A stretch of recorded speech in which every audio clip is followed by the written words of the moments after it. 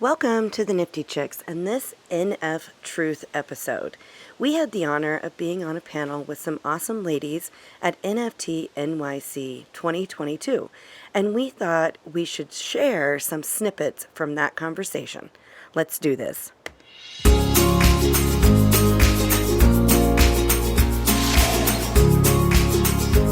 my next question has to do with women are typically more risk averse than men and tend to maybe not be as financially knowledgeable on investments and all of that. So how do we change that? Jen FT, I know this is something that you're passionate about.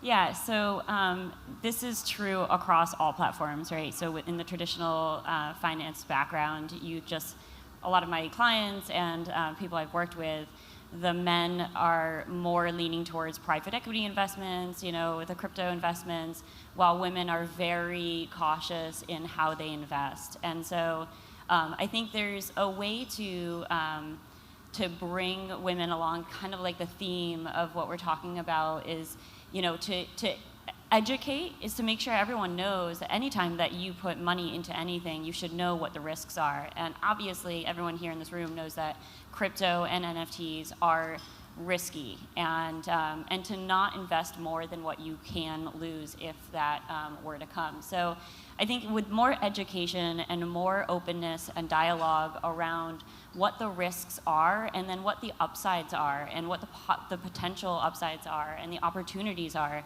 there's an opportunity cost with investments, and making sure that women are knowledgeable and aware of what those risks are will help them be more comfortable with those types of investments. So that goes across for everything, real estate and commodities, everything you could think of is, falls into this category. NFTs is just another aspect of that.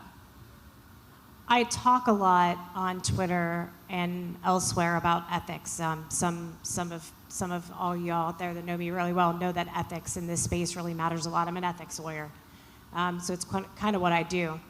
And the biggest thing that I try to impress upon people, not just women, but everyone, is that when you're looking at risky situations and thinking about the risk associated with investing or anything, the number one thing that we can all do to keep us safe and each other safe is to uphold our standards for what it is that we believe to be right, acceptable, whatever word or adjective you want to use to describe that.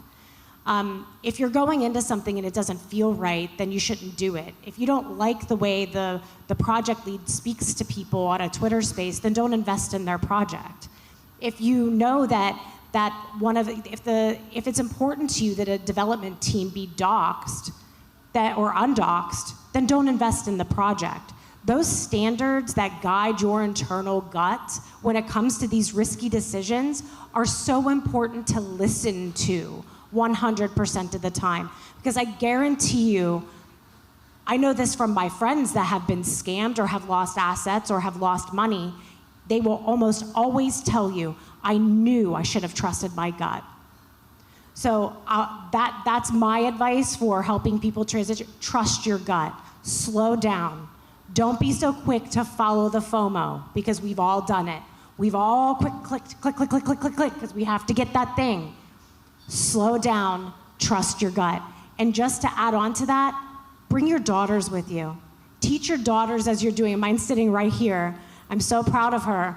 She's here experiencing this. If we want to help make the space and teach about financial literacy, bring your daughters with you. I love that.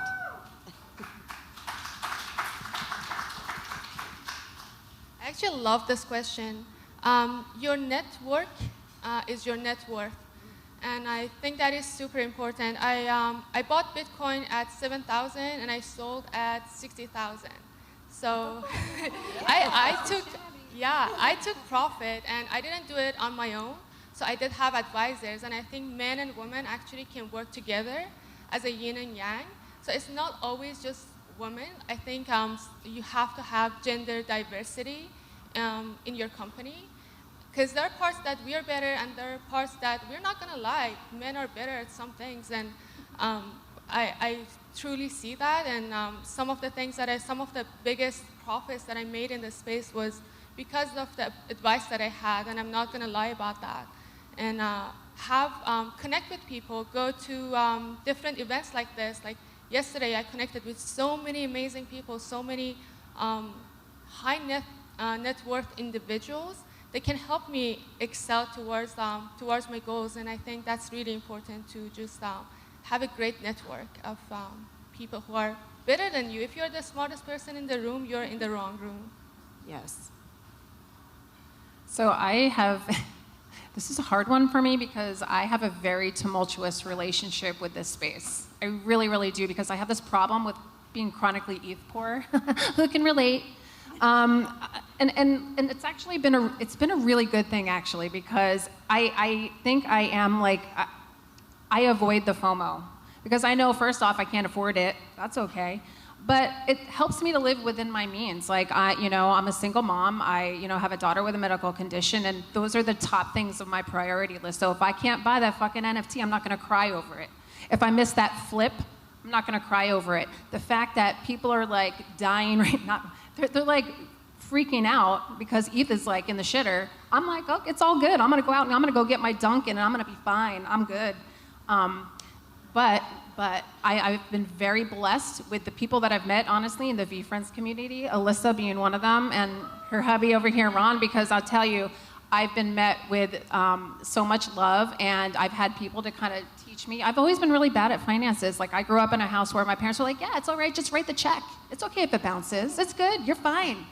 That was no way to live, and it's set a really very bad precedent for me. That's not financial advice. That's not financial advice. Just don't do it. But be aware, I guess, of your shortcomings in a way. But like you can bounce back from it, and just to really, and I know we say it a lot in this space, and I don't want people to kind of take it for granted, but you really just do not invest more than you can afford to. And I say that not because it's really cool to say and it's a nice buzz line, but no, it's real.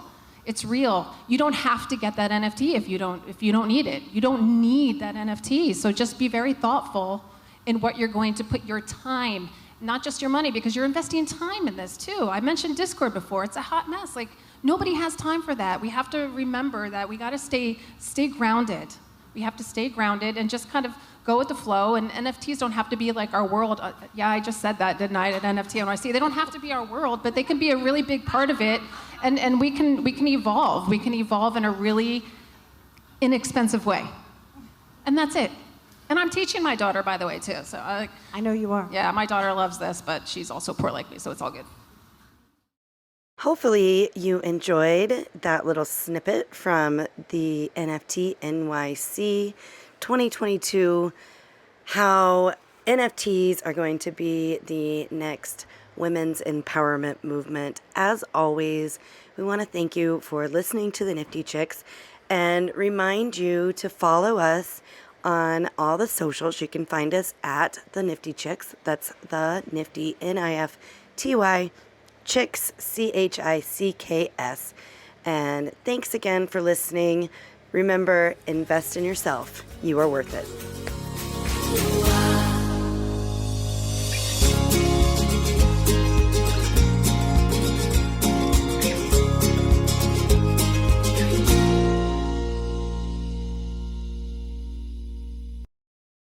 Please listen carefully to the following disclaimer.